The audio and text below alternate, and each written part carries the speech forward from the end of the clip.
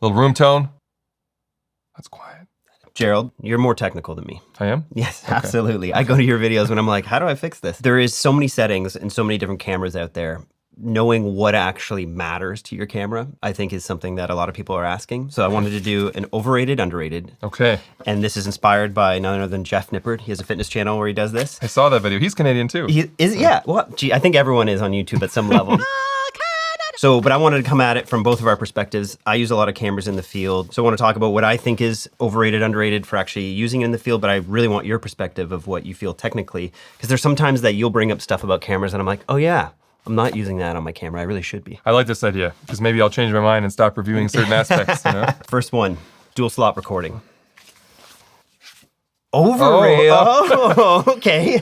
I mention it in all my videos in case people want to know or if it's important to them.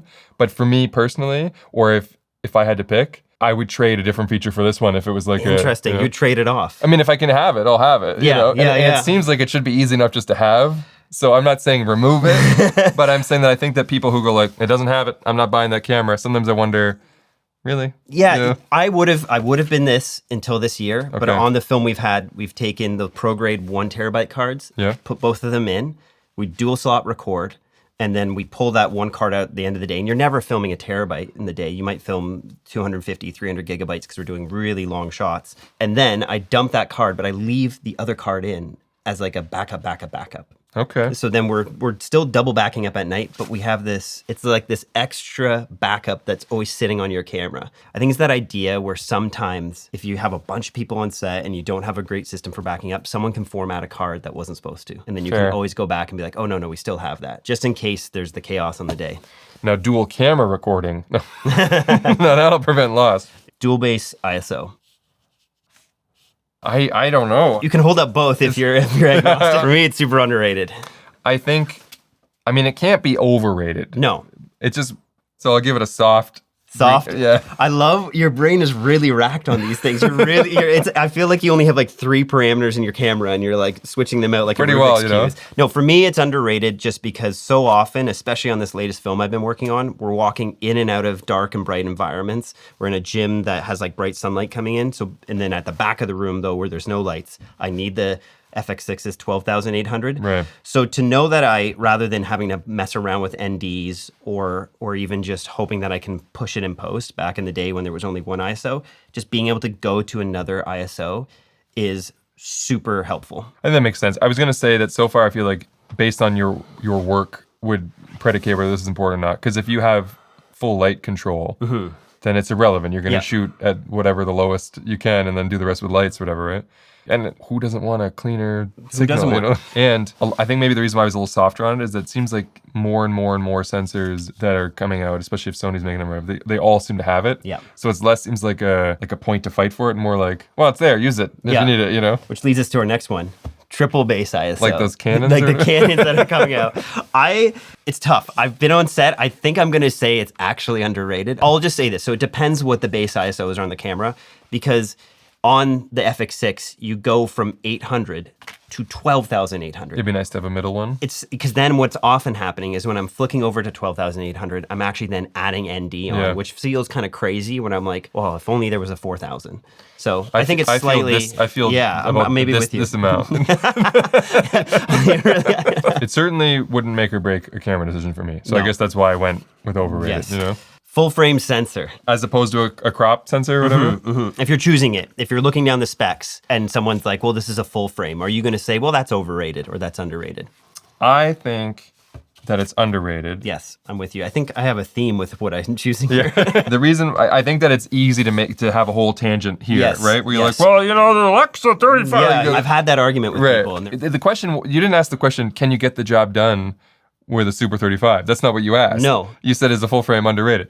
And I think it is because of lensing. Absolutely. I don't care about shallow depth of field, like capabilities or whatever. But I think that one is overrated, shallow depth of field. Lensing options, not that I'm bad at math, but doing math, why bother? Yeah. The 35 is a 35, leave me alone. Exactly. You know? I know. There's some limitations where it's only possible You know, like to use like a full wide, frame? like think of a wide angle lens, or what a wide angle lens even means, and then think of how wide a wide angle means on full. You know, there are looks now on full frame that just can only be achieved with full Exactly. frame. You know? I find that's where people are like, well, you know, film was shot on Super 35 for many. Cool, but we now have this full frame capability. For me, I'll just put it down to this: is I absolutely am not saying you can't get a beautiful image or a beautiful film out of Super 35.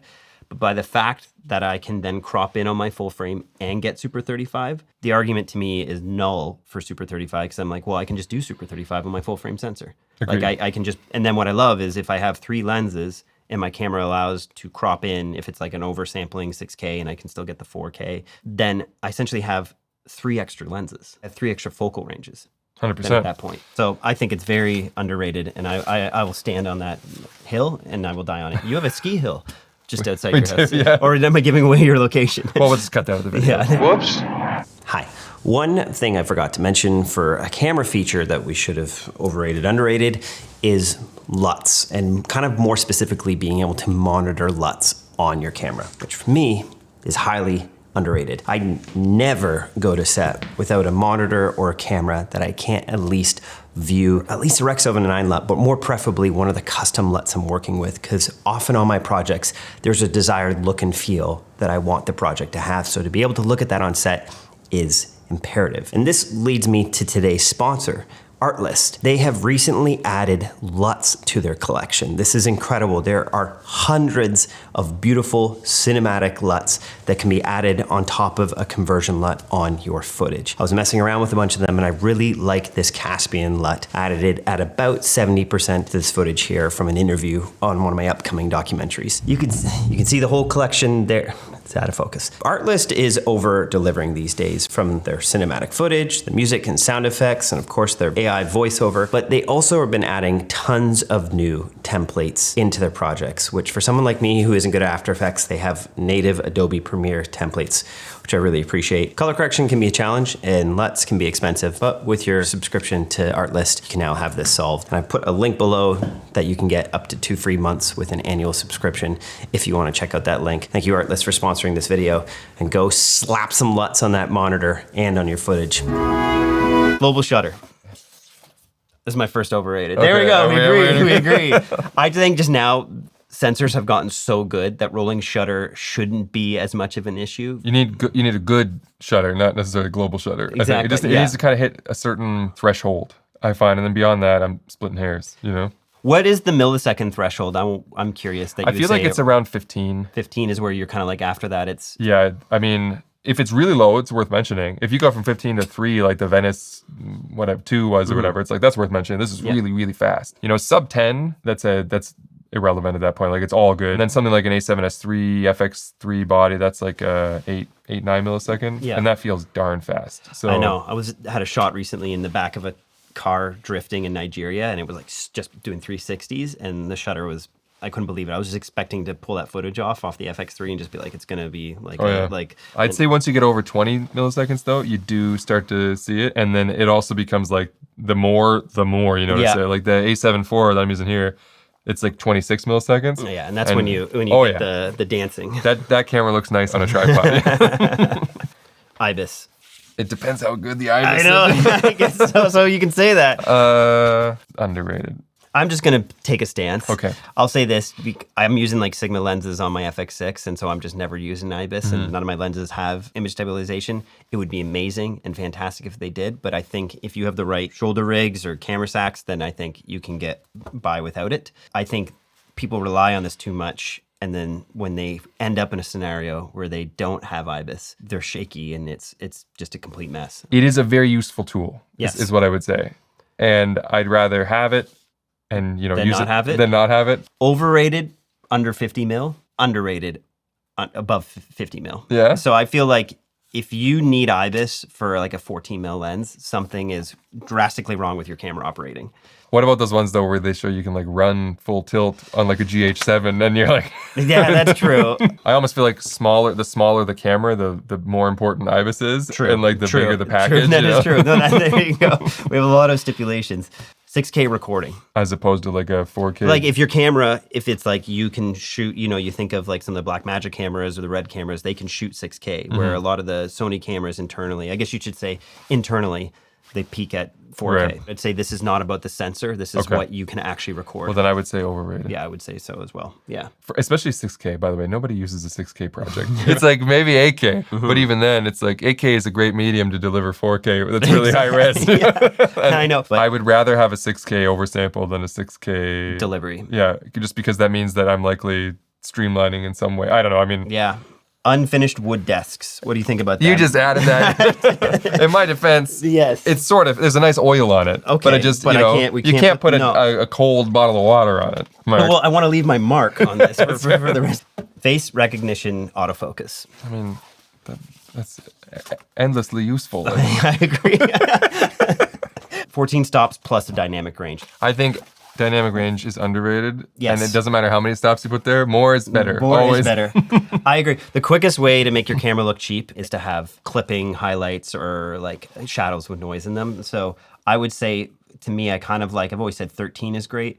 But 14 plus, it feels like a really comfortable place to be in terms of being able to pull back a window if it's blowing out. Yeah. So yeah, I think it's kind of underrated. And I'm with you that the first thing I'm looking at when I'm getting a camera is what's the dynamic range. I agree. And then like how fast is the sensor and can I use the camera? Like is it all, yeah. Is this a whole new menu system? Yeah. Internal RAW recording 12-bit. Very overrated. I've never... it really depends, but like if we take like Canon, for example, who's been doing it for a long time, they're whatever they call it, Canon RAW Light or whatever it is. Yeah. RAW Light? They got a few flavors they do like a 12-bit internal. Their HEVC, whatever their like non-RAW version is, it's always like a 10-bit, whatever. 422. As many times as I've seen people trying to convince me, I've done so many tests myself, the 12-bit RAW coming off that Canon versus the 10-bit, by the time you process that 12-bit, you're lucky if you get it to look as good as the 10-bit that came out of the... I'm with you. It comes down to workflow. 422, 10-bit, XAVC, Agreed. It's been great. And when we're looking at things too, like there's a sort of pipeline here from linear to logarithmic, and sometimes you're actually working with relatively the same amount of information anyway, because we're not talking about 16-bit linear or something like that. So in many cases, cameras that offer 12-bit RAW and 10-bit non-RAW, that's the same image. Yeah. I've come around on this one. Okay. You should say what it is. I'm trying to say, I know, I'm like, I want to pronounce it like HEVC. HEVC. HEVC H265. So I am now in the underrated camp. Oh, really? I was an H264 and was like, who gives a crap? But now I like H265 better. How come? Convince me. So I think maybe when I established my opinion when compatibility was lower. And so there was like aspects of my workflow that were just made more arduous. Decoding and stuff was harder and stuff like that. So it was like, this is harder to work with. It's when I do make an export, and I open it up in a player, the player doesn't realize what it is, and then there's like a color shift. It was all weird. Most of that stuff seems to be ironed out now, and I believe that like they're getting better at it, and the iterations in cameras are better. So now I just feel like I'm just getting more efficiency. More efficiency. Okay, I can pay that. I just guess I was with it, just overcomplicated things for a while. I haven't done a 1-to-1, but I'm just taking a stance. Hey, come back. There we go. We got it. We grabbed it. Okay. Perfect. 422 10-bit. I mean, I guess in the face of our RAW conversation, we clearly prefer this. Well, do you remember when the A7S III came out and it was Sony's new interface? And like we have a new menu, and we now are putting 422 10-bit in all of our cameras, whatever. Yeah. And then now... And there was no more need for camera reviews after that. The YouTube views just went in the toilet because everybody's like, good, solved. I know, right? Problem solved. We're good. I know. What else do we need to improve on? No, to me, this was the best thing that ever happened to mirrorless and prosumer cameras. Because it made the other ones like dynamic range and all these other things more relevant. Exactly. Trying to get 15 stops on your 8-bit A7 III. With a 0 channel, they just threw it away. It was like, no, 422 10-bit is the best thing that's happened to filmmaking or doc filmmaking the last few years. What's this? Oh, gosh. Is that a first? No, there's tons of spiders down here. Okay. Proxy recording. These days, I'm over here. I'm okay with the transcode and post or whatever if I need it, but I don't need to record proxies. I don't need my camera to do it. Lens data, metadata. If your camera is recording this and sending this down the pipeline. My answer would be solely, I'll give you my answer, but it's dumb. Okay. It's for you on YouTube. It is for me on YouTube. It's like when I'm doing like, let's compare these lens test results or whatever. It's like, wait, what the hell did I shoot? You know? I know. Instead of having the slate, But if I wasn't doing that, I don't know. I've never been like, what was this lens shot on? Full size XLR, if your camera has this. I'm right away telling you, this is absolutely Tell me, I need your perspective. What's the deal with mini XLR and why everyone's moving towards that? Besides, is it just the size? Yeah, I mean, it's smaller. Wow. Having a camera that doesn't have XLR to me makes it almost unusable for documentary because then it means I don't have multiple channels and then I'm relying on the mini jack, which is not always the best audio and you can have interference or just I would rather have some type of XLR than nothing. Yes. But if I get to choose, take up a little bit more space and give me those like new trick connectors or whatever. Yeah, I know. Well, that's where I saw the Pixis and we just gave away one and then I went and actually got the Hold one for the first time at ProFusion. And I guess it just has like mini XLR on the front and like a mini jack on the back. And I was just kind of like, I'm going to need an adapter at this point for it to actually be a documentary Reminds me, I guess, of the Pockets, right? They had just like one mini XLR on the side, right? Can't. The worst thing ever on a camera is mini jack, no time code. But I think we're going to, which is where we're going to get into next, time code in, if the camera has this. Because of what we do, we're going to disagree on this one. Okay. Completely underrated. Tell me, so this is good because people might be doing different things. Why is it underrated? So I've overrated. I've tried to make time code make sense to me as far as for YouTube. And well, you saw how I started the video. Flashback. End of flashback. Yeah. And even when I have multiple cameras running, you'd think that it would be useful. I'll tell you the reason why it isn't. Because one, I'm not doing multiple takes. Yes. So one sync, I can do that by eye or whatever the waveform. And most people don't appreciate that there's drift that occurs regardless of what you're doing. So I've got 3 cameras that are all the same camera, and I have a Zoom recorder over here. And every time you bring this up, there's going to be 400 people in the comments with solution. They don't work. I need Genlock. It's not going to work, okay? Everything's the same. Everything's on the exact same frequency, kilohertz, whatever. The clocks are the same. Frame rate's the same. And it drifts. But after a really long time. And YouTube can be these long-ass 2-hour ramble fests, and at the end you'll be like 10, 15 frames out. Timecode isn't going to fix that anyway. No. So I'm still going to be in there either rate stretching or just doing something to be like, okay, perfect. I can just sync it while I'm doing that. You know what I mean? I can just line up the clap. Yeah. If I was running around outside and I'd shooting 30, 40 clips or whatever, I could see timecode being quite useful. I think in the field it's very underrated, but I'm with you that just having timecode in is overrated unless you have a dedicated timecode box. Like we use the Tentacles and everyone just has one on their camera and we're constantly, I have like a reminder in my phone every 90 minutes to like, if everyone's in the room, what's great with the app is it just hit like resync. The Tentacle app is fantastic. Yes. I use it for my pocket recorders, which are just, they have timecode anyway, because and they're good. Timecode out. I guess this is the same conversation, isn't it? Yes. I'll tell you why I think this is useful. Is I love on the FX6, it has that dip switch just to go timecode in, timecode out, is when you don't have an adapter or there's one person who's missing that timecode thing, you can stick a mini XLR or like mini SDI or a long one, doesn't matter, and then just quickly switch your camera to out and put theirs to in, and then suddenly there's one camera. So I like that because as long as you have an SDI, and we've been in that scenario where I'll literally take the SDI off my monitor, switch ports, stick it into someone else's camera, and the next person comes in, stick it into theirs, it's like, then you've all been jam synced, and as long as you're not powering down for that period of time, everyone should, in theory, be in sync, but as you mentioned, there is drift. But having just the ability to have that little switch on the same port, I think is very underrated. Magnetic IBIS. I don't think I even know what that is. I don't know. I found it as a setting, so I was like, I hope Gerald can tell me about it. That's the way I put it. Oh, you got it. You got to have magnetic. You don't have magnetic IBIS? I don't know. And lastly, Gyro. I was wondering when we were talking earlier about IBIS, I had a thought about this. I think this is grossly overrated. I did a video where I was frothing over it, and then you. What's funny, actually, I think it was one of the ways I got introduced to your channel. My video spiked and people loved it. It was the beginning of COVID. I was like, this is the best thing ever. Look at this. Like, I'm running around like an idiot and look how smooth it is. And then you did a video like 2 weeks later. Everyone was like, wow, this is amazing. But then you showed the processing time and all of the delays around it. And then all of your channel, because I think my video was recommended, came over to mine and were like, Gerald has proved that this is useless. And then my video slowly turned to people being like, you're way over exaggerating the use of this. So I think I've seen some results where it's like, wow, you saved that. But then there's always it really depends on the shot, and you also have to shoot for it. But I've noticed that a lot. That was one that turned me off. Was one time I was doing a follow shot.